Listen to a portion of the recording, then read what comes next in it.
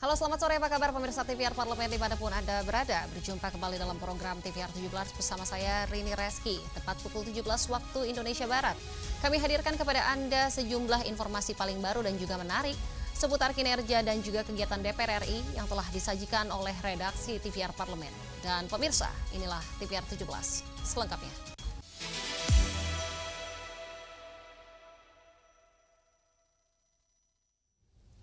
Kita awali berita sore hari ini terkait kemunculan kasus hantavirus di sejumlah negara. Ketua DPR RI yaitu Dr. Honoris Causa Puan Maharani mendorong pemerintah memperketat pengawasan di pintu masuk negara untuk mencegah penyebaran virus ke Indonesia. Kemunculan kasus hantavirus di sejumlah negara menjadi perhatian serius termasuk bagi Indonesia. Ketua DPR RI Dr. Honoris Causa Puan Maharani mendorong pemerintah memperketat langkah pencegahan terutama di pintu masuk negara seperti bandara, pelabuhan, dan pos lintas batas. Langkah ini dinilai penting untuk mencegah masuk dan penyebaran virus di Indonesia. Puan Maharani menegaskan, pemerintah tidak boleh menganggap remeh ancaman penyebaran hantavirus yang berpotensi menjadi wabah seperti saat pandemi COVID-19 melanda Indonesia dan seluruh negara di dunia. Ia menilai, seluruh kementerian dan lembaga perlu meningkatkan koordinasi, serta melakukan pengawasan dan pemeriksaan secara ketat di seluruh pintu masuk negara. Menurutnya, langkah antisipasi sejak dini penting dalam upaya pencegahan masuknya hantavirus ke Indonesia. Puan juga menyebut DPR RI akan meminta penjelasan pemangku kepentingan terkait melalui alat kelengkapan Dewan, dan meminta penjelasan mengenai kesiapan pemerintah dalam mencegah masuknya hantavirus ke tanah air. Terkait dengan virus hantavirus, semua stakeholder sebaiknya untuk mengantisipasi dan melakukan mitigasi, jangan sampai kemudian nanti menganggap hal ini hal yang tidak perlu diantisipasi dan dimitigasi, kemudian menjadi luas dan melebar dan terjadi hal yang tidak diinginkan. Karena hari ini baru pembukaan sidang di DPR, nanti tentu saja komisi yang terkait meminta penjelasan dari stakeholder yang terkait untuk melakukan pencegahan atau antisipasi terkait dengan hal tersebut. Fajar Ilhami dan Rizky, TVR Parlemen melaporkan. Kita beralih ke kasus kekerasan seksual di pondok pesantren di Pati menjadi sorotan nasional. Anggota Balek DPR RI yaitu Eva Monalisa mendesak implementasi Undang-Undang TPKS secara tegas dengan penegakan hukum dan juga pemulihan korban berjalan bersama.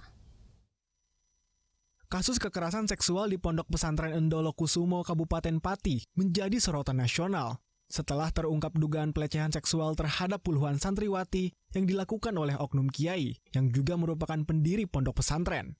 Anggota Badan Legislasi DPR RI Eva Monalisa mendesak pemerintah mengimplementasikan Undang-Undang Nomor 12 Tahun 2022 tentang Tindak Pidana Kekerasan Seksual atau TPKS agar penegakan hukum ditegakkan beriringan dengan upaya pemulihan korban kekerasan. Menurut Eva, proses hukum harus berjalan dengan cepat dan transparan. Penegakan hukum yang tegas dan adil perlu menjadi prioritas utama negara agar dapat menimbulkan efek jera bagi pelaku dan mencegah ruang tindakan pelecehan seksual.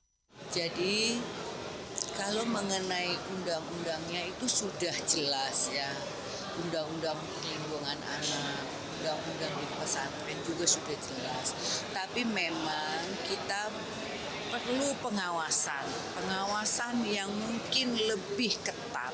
Implementasinya sekarang kami sudah melakukan pendampingan kepada Komnas HAM, Komnas Perempuan, dan juga KPAI. Nah, kemarin saya sudah bertemu dengan lembaga yang terkait mengenai bagaimana mekanisme untuk pendampingan para santriwati ini. Lebih lanjut, Eva berharap implementasi Undang-Undang TPKS dapat dimaksimalkan dengan baik, termasuk kepada lembaga pendidikan keagamaan pesantren. Tindakan pencegahan perilaku kekerasan seksual harus disosialisasikan ke seluruh lingkungan pesantren. Hilman dan Mufid, TVR Parlemen melaporkan.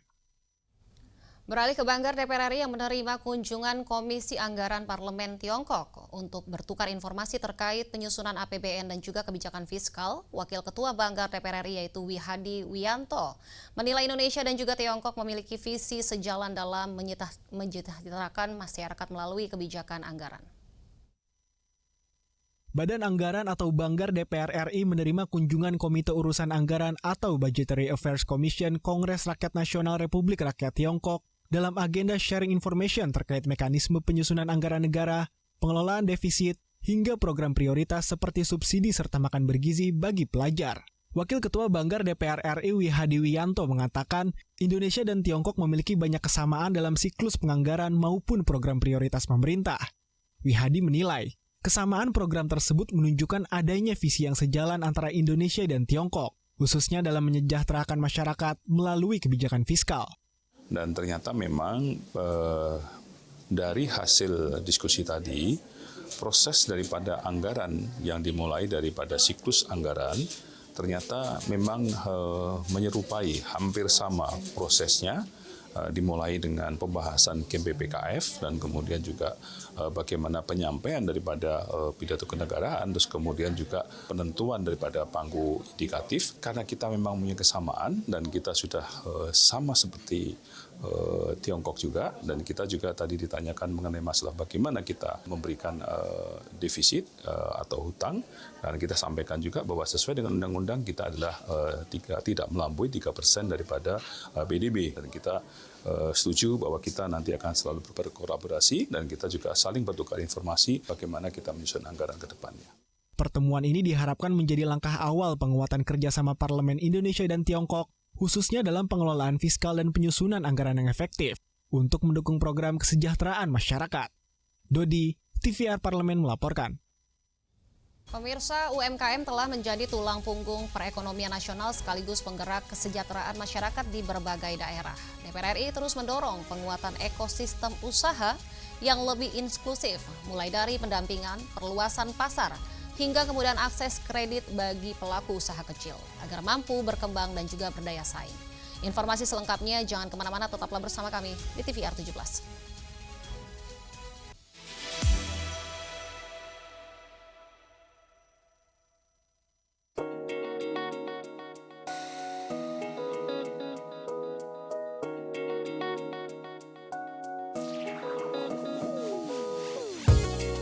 Kehadiran mereka tidak hanya mewakili suara perempuan, tetapi juga membawa perspektif yang beragam serta pengalaman hidup yang unik ke dalam proses pembuatan kebijakan.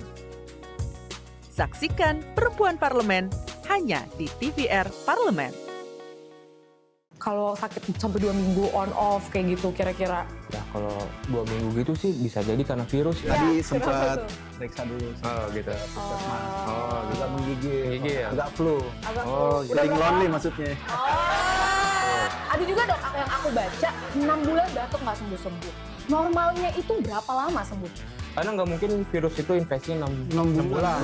Semester itu ya? Semester. 1 semester. Masih bayar SPP dulu. Iya. SPP dulu. Virus itu bayar SPP itu. Juga ya kalau untuk orang dewasa ya kan memang dewasa itu juga ada vaksinnya, vaksin influenza gitu. Tuh, batuk dianjurkannya kayak 1 tahun sekali.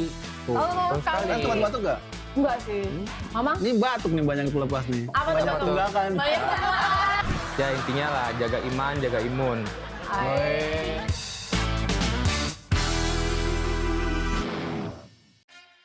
Yuk kita kenalan dengan anggota DPR RI periode tahun ini. Dari depan kursi, di balik kursi, gini, di balik kursi. Aku ingin menjadi sesuatu yang mungkin bisa kau rindu. Acap kahiji, rukun sakabena, gitulah pokok nama. Semakin penasaran kan bagaimana kiprah karir politiknya? Hanya di TVR Parlemen. Hai, sekarang kamu bisa menyaksikan program-program TVR Parlemen di First Media, channel 18 ya.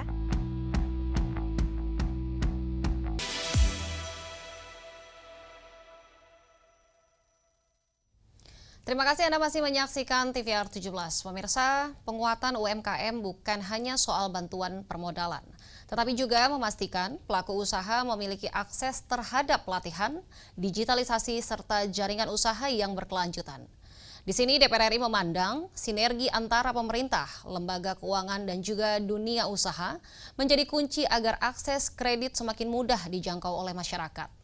Dengan ekosistem yang sehat dan juga dukungan kebijakan yang berpihak, UMKM Indonesia diharapkan mampu terus berkembang, menciptakan lapangan kerja dan juga menggerakkan pertumbuhan ekonomi nasional. Mari kita simak liputan mendalam yang telah dikemas oleh tim redaksi TVR Parlemen dalam segmen Lensa Parlemen. Berikut ini.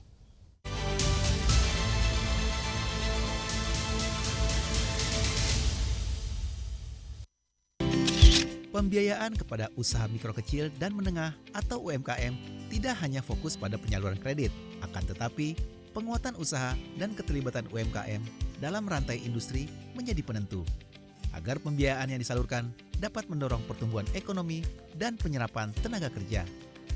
Anggota Komisi 11 DPR RI Andreas Edi Susetio menekankan, kebutuhan pembiayaan harus disesuaikan dengan kapasitas dan aktivitas usaha di lapangan.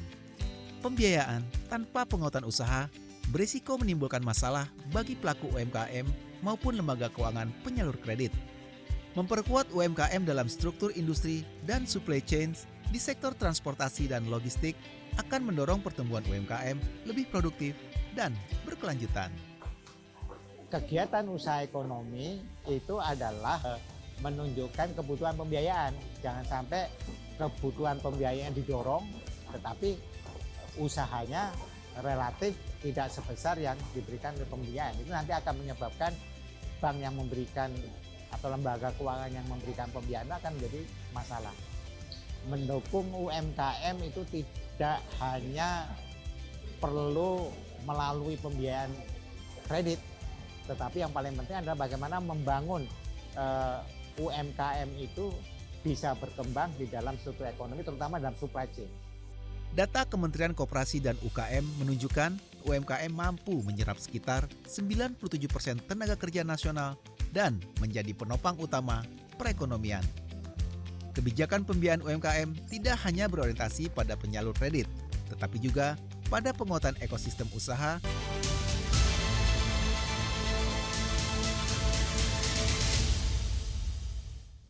Pemirsa, Komisi 11 DPR RI saat ini tengah berupaya untuk merevisi Undang-Undang Pengembangan dan juga Penguatan Sektor Keuangan sebagai langkah strategis guna memperkuat stabilitas sistem keuangan ekonomi nasional di tengah dinamika ekonomi global yang semakin kompleks.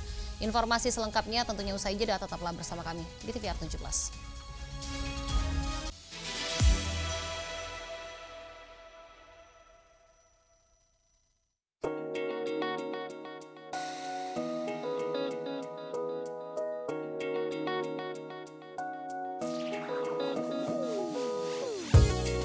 Kehadiran mereka tidak hanya mewakili suara perempuan, tetapi juga membawa perspektif yang beragam serta pengalaman hidup yang unik ke dalam proses pembuatan kebijakan. Saksikan Perempuan Parlemen hanya di TVR Parlemen.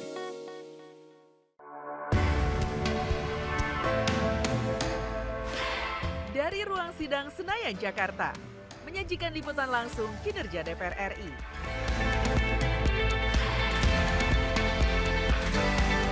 Dialog mendalam, investigasi, dan profil wakil rakyat. TVR Parlemen kini hadir 24 jam.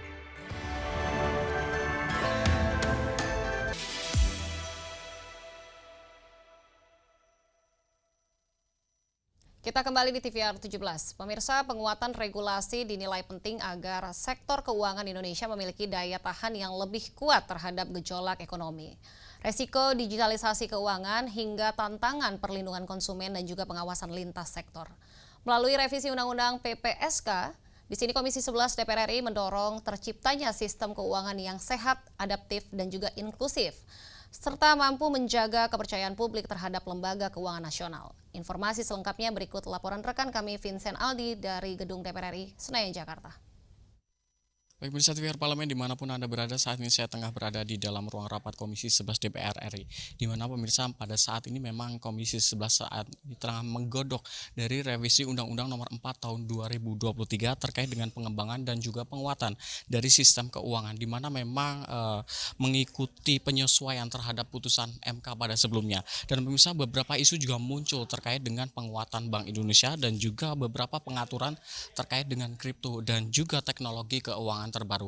Nah, pemirsa, sejauh apa perkembangan dari RUU ini, dan kita akan bahas dengan Ketua dari Komisi 11 DPR RI dari fraksi Golkar, yaitu Bapak Muhammad Misbakun. Bapak, izin apa saja perubahan-perubahan substansial yang akan dibawa pada RUU kali ini, Pak? Beberapa perubahan substansial yang akan dilakukan itu pertama berdasarkan judicial review Mahkamah Konstitusi. Ada dua topik yang diputuskan oleh Mahkamah Konstitusi, yaitu mengenai penyidikan di Otoritas Jasa Keuangan. Kita harus diminta untuk memaknai kembali bagaimana kewenangan penyidikan di sektor keuangan ini, di OJK, Otoritas Jasa Keuangan ini, dan membangun kewenangan pihak Kepolisian Republik Indonesia. Di sana kita akan mengakomodasi prinsip KUHAP yang baru, yaitu restoratif justice. Di dalam restoratif justice ini akan kita terapkan di sektor keuangan, dan bagaimana peran-peran lembaga kepolisian, yaitu Kepolisian Republik Indonesia ini dalam penyidikan untuk memperkuat penegakan hukum di sektor keuangan ini akan kita atur dan kita berikan norma yang seperti apa. Berikutnya yang kedua adalah mengenai anggaran badan yang lain di KSSK, yaitu LPS, Lembaga Penjamin Simpanan. Di Lembaga Penjamin Simpanan ini anggaran selama ini ditentukan oleh Menteri Keuangan. Sekarang diminta semua anggota KSSK ini diselesaikan pembahasan anggarannya itu di Komisi 11 di DPR. Yaitu karena DPR Komisi 11 ini adalah yang membidangi mitra kerja yang komisi bidang kerjanya LPS, maka LPS nanti akan bersama dengan Komisi 11 dalam menentukan anggaran mereka. Prosesnya seperti itu. Karena seluruh anggota KSSK, Bank Indonesia, OJK dan LPS nanti akan menjadi satu putaran pembahasan anggarannya di DPR. Kemudian ada kaitan-kaitan dalam rangka judicial review, ada hal-hal yang lain yang kemudian kita menerima aspirasi dari masyarakat untuk kita berikan penguatan kembali. Aturan yang lama sudah ada, tapi kita berikan penguatan karena perkembangan teknologi yang sangat cepat. Terkait dengan DPR RI ke depan, gimana memastikan bahwa proses revisi ini pastinya melibatkan terkait dengan aspirasi publik dan pemangku kepentingan seperti yang disampaikan Bapak tadi, industri tadi. Ya, jadi gini, ketika kita membahas undang-undang, ketika masuk tahapannya itu ke Panja, kita harus mulai memenuhi aspek-aspek formil pembentukan undang-undang. Aspek formilnya itu adalah pertama kita diminta untuk membuat naskah akademik. Setelah naskah akademik itu terpenuhi, kita tentunya punya rancangan RUU, dan pada tahapan itu kita jalankan. Berikutnya terjadinya penyusunan akademik dan itu melibatkan masyarakat. Ketika konsep undang-undangnya itu sudah selesai dan disetujui sebagai inisiatif, kita juga harus kembali mengundang masyarakat dalam sebuah meaningful participation untuk memastikan kembali apa yang sudah dikonsepkan dan disepakati secara politik itu masyarakat juga tahu. Terpublikasikan dengan baik. Mengukur terpublikasikan dengan baik itu kan dilihat respon masyarakat seperti apa. Ada masyarakat umum, ada akademisi, ada pemerhati, para analis, para pelaku pasar, ya kita undang mereka. Dan akan menjadi juga bahan pembicaraan di tingkat akademik dan tentunya akan jadi bahan kuliah juga suatu saat. Nah, inilah pentingnya kita menyusun undang-undang ini secara terbuka. Dan partisipasi publik yang besar seperti ini kan penting untuk memberikan kesempatan kepada seluruh anggota Panja untuk untuk tahu bahwa masyarakat itu sudah pada tingkat apa pemahamannya terhadap undang-undang tersebut. Siap. Terima kasih banyak Bapak atas waktunya. Sama-sama. Selamat bertugas kembali Bapak. Sama-sama. Ayo. Baik pemirsa, demikian wawancara saya dengan Ketua Komisi 11 DPR RI terkait dengan revisi undang-undang dari PSK. Dan terima kasih atas perhatian Anda pemirsa. Saya kembalikan ke rekan saya di studio. Baik pemirsa, selanjutnya apa saja yang menjadi sorotan di media online nasional pada sore hari ini? Tentunya usai jeda, tetaplah di TVR 17.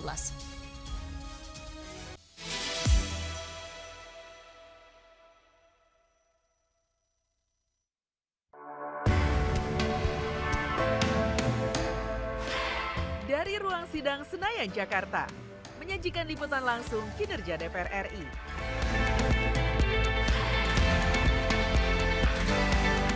Dialog mendalam, investigasi, dan profil wakil rakyat. TVR Parlemen kini hadir 24 jam. Dari dulu memang sudah kita mempersoalkan Komisi 5 dan saya pribadi dimanapun saya ngomong kepada pemerintah, kepada PT KAI, selalu saya bertanya mengenai perlintasan sebidang. Kita harus paham bahwa perlintasan sebidang itu adalah satu titik rawan yang paling harus kita menjadi perhatian. Dipikul itu oleh pemerintah dan pemerintah daerah. Oke, berarti bukan KAI ya? Bukan KAI. KAI adalah pemakai jalan. Kalau Argo Bromo tidak menerima sinyal, apa yang harus dilakukan oleh kereta api? Melakukan evaluasi kembali terhadap teknologi persinyalan. Oke. Karena itu sudah tua semua. Sedangkan dijaga masih bisa lewat, apalagi kalau tidak dijaga. Kalau yang penjagaan yang mungkin bukan dari PT KAI kan kita banyak tuh melihat. Itu yang tidak bisa tutup itu. Lebih bagus diambil alih oleh pemerintah daerah untuk ataukah balai perkereta-apian, balai teknik perkereta-apian mengambil alih persoalan itu.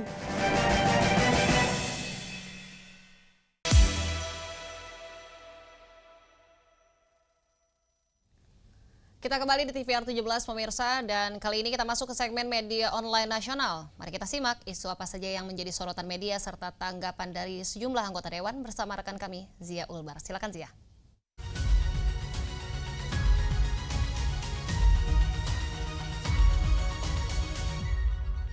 Baik, terima kasih Rini dan pemirsa. Mari kita simak berita apa saja yang menjadi headline di media online pada hari ini. Di berita pertama yang menjadi headline di media online yaitu hindari kepanikan masyarakat, pemerintah harus beri ketepatan informasi soal hantavirus. Dapat Anda saksikan di layar Anda saat ini pemirsa. Ya, di sini Ketua DPR RI Dr. Honoris Causa Puan Maharani menegaskan bahwa pemerintah harus hadir dengan informasi yang akurat, cepat dan menenangkan terkait isu hantavirus yang mulai menjadi perhatian masyarakat. Di tengah derasnya arus informasi dan beredarnya berbagai kabar yang belum tentu benar, negara memiliki tanggung jawab untuk memastikan masyarakat memperoleh penjelasan yang tepat agar tidak menimbulkan kepanikan berlebihan. Keterbukaan informasi yang disampaikan secara terukur menjadi langkah penting dalam menjaga kepercayaan publik, sekaligus memperkuat kesiapsiagaan masyarakat menghadapi potensi ancaman kesehatan. DPR RI juga mendorong pemerintah, khususnya kementerian dan lembaga terkait untuk memperkuat koordinasi dalam menyampaikan edukasi kesehatan kepada masyarakat secara menyeluruh hingga ke daerah. Penanganan isu kesehatan publik tidak cukup hanya dengan langkah medis maksud kami, tetapi juga membutuhkan komunikasi publik yang jelas, konsisten dan mudah dipahami. Dengan informasi yang tepat dan sikap yang tenang, masyarakat diharapkan tetap waspada tanpa terjebak kepanikan, sehingga stabilitas sosial dan rasa aman publik tetap terjaga. Kita beralih ke berita selanjutnya yang menjadi headline di media online yaitu Komisi 11 DPR RI ingatkan pemerintah kaji ulang beban gaji P3K di daerah. Dapat kembali Anda saksikan saat ini pemirsa. Ya, di sini Komisi 11 DPR RI mengingatkan pemerintah agar mengkaji ulang beban anggaran gaji pegawai pemerintah dengan perjanjian kerja di daerah agar kebijakan pengangkatan tenaga kerja tetap berjalan seimbang dengan kemampuan fiskal masing-masing wilayah. DPR RI menilai semangat memperkuat pelayanan publik melalui penambahan tenaga P3K harus dibarengi dengan perhitungan yang matang, sehingga tidak menimbulkan tekanan baru terhadap keuangan daerah. Terlebih masih banyak pemerintah daerah yang menghadapi keterbatasan anggaran di tengah kebutuhan pembangunan dan pelayanan masyarakat yang terus meningkat. DPR RI juga menekankan pentingnya koordinasi antara pemerintah pusat dan daerah dalam menyusun skema pembiayaan yang berkeadilan dan berkelanjutan, agar tidak terdampak pada program pembangunan lainnya. Di sini Komisi 11 DPR RI berharap kebijakan terkait P3K tidak hanya memberikan kepastian bagi tenaga kerja, tetapi juga menjaga kesehatan anggaran daerah agar pelayanan publik tetap berjalan optimal dan pembangunan daerah dapat terus bergerak secara seimbang. Dan pemirsa, itu tadi headline di media online pada hari ini, yaitu terkait hindari kepanikan masyarakat. Pemerintah harus beri ketepatan informasi soal hantavirus. Serta Komisi 11 DPR RI ingatkan pemerintah untuk kaji ulang beban gaji P3K di daerah. Sekian dari saya, Zia Ulbar, kembali ke rekan Rini.